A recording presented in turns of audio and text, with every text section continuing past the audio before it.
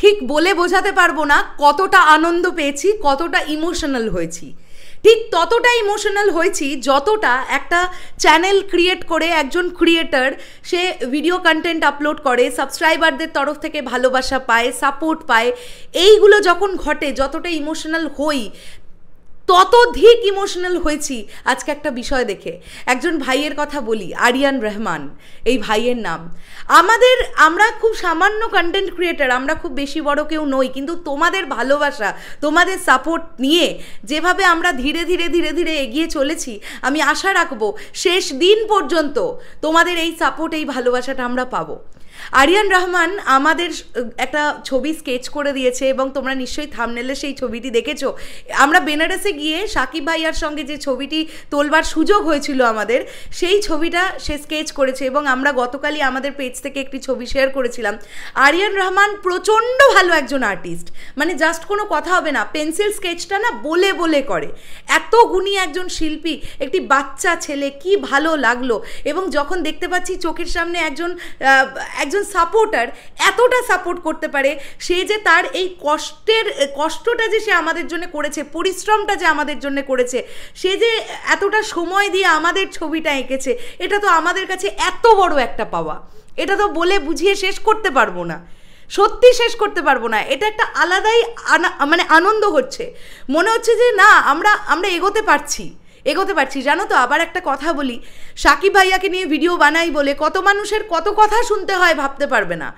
মানে সেটা আমরা ইন্ডাস্ট্রির অন্দরমহলেও যদি একটু কান পাতি তাহলেও শুনতে পারি, আর ইন্ডাস্ট্রির বাইরের লোকজনেরা তো হামেশাই বলেন, যদিও তাতে শরৎ মিউজিক বেঞ্চেস টিমের কিছুই যায় আসে না।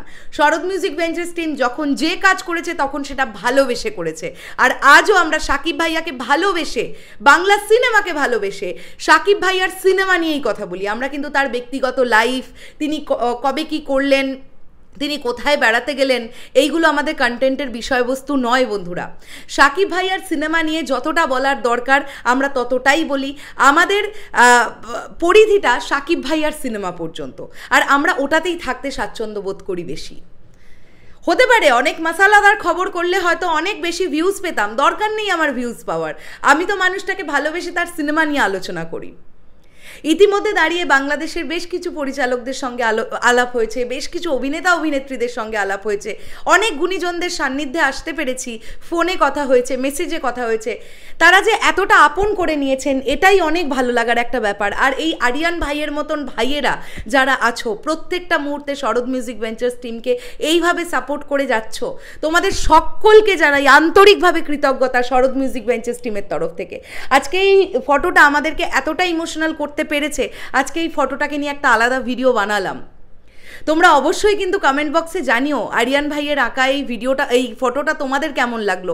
কেউ কিন্তু ভুলো না, অনেক আশা নিয়ে এই ভিডিওটা বানালাম, শেষ করলাম ভিডিওটা। Thank you again Ariyan Rahman ভাই, এই ফটোটা এঁকে দেওয়ার জন্যে।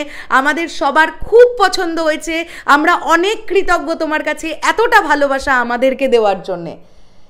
এটাই শুধু চেয়েও যেন তোমাদের ভালোবাসাটা রক্ষা করে যেতে পারি।